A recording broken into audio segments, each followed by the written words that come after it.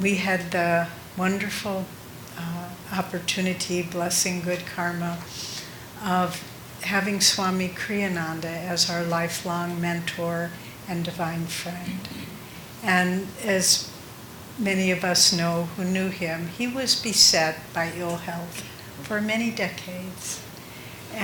But he always went through it with such beautiful grace.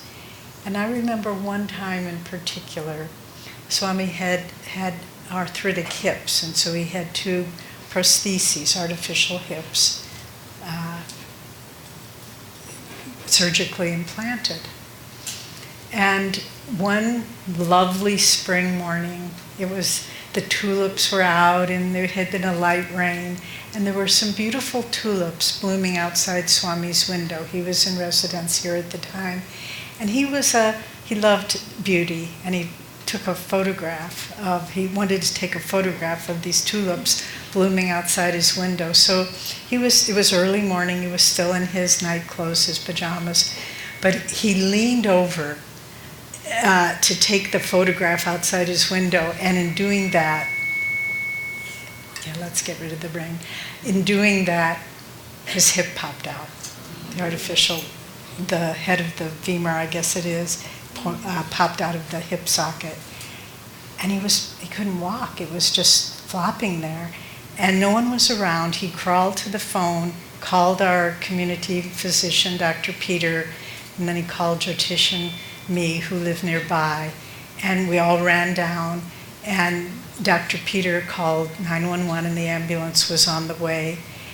And while we were waiting, and Swami was in a great deal of pain, all the muscles were totally dislodged and the tendons and so forth, he instructed Jyotish and me, said, well, we're going to the hospital and I'm just in my pajamas. Can you pack a little suitcase? And he was, that blue jacket and that shirt and that nice tie. And so we put everything in the suitcase.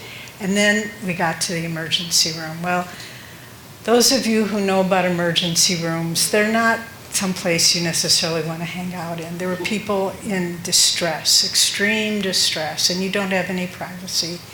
And the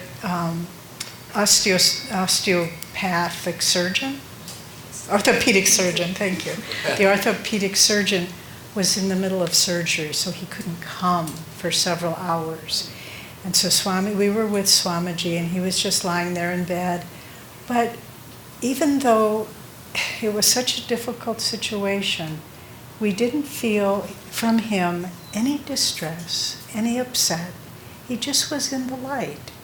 And then finally the doctor came, a wonderful man, and he, through great effort, was able to, in fact, he had to straddle Swami on either side of the bed and pull that leg until the socket and the bone went into the socket. And it was pretty traumatic for us to watch that. But Swami, he just said, it was in. He said, okay, now I'll get dressed. He took his little suitcase, he went in a restroom, and he came out, and it was like Superman coming out of a phone booth. He was just beautifully groomed, totally poised, not any, and I realized he never stepped outside of the light. He was always in the light.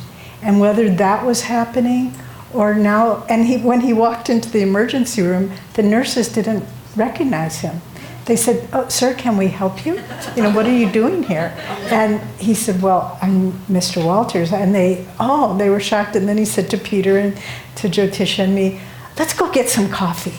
So there we went. But the remarkable thing was, as I said, the purity of the light of his consciousness.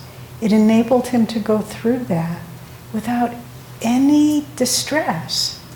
And so in our own lives, when ill health besets us, remember that. Remember, yes, maybe we need surgery, maybe we need medication, maybe whatever it is we need.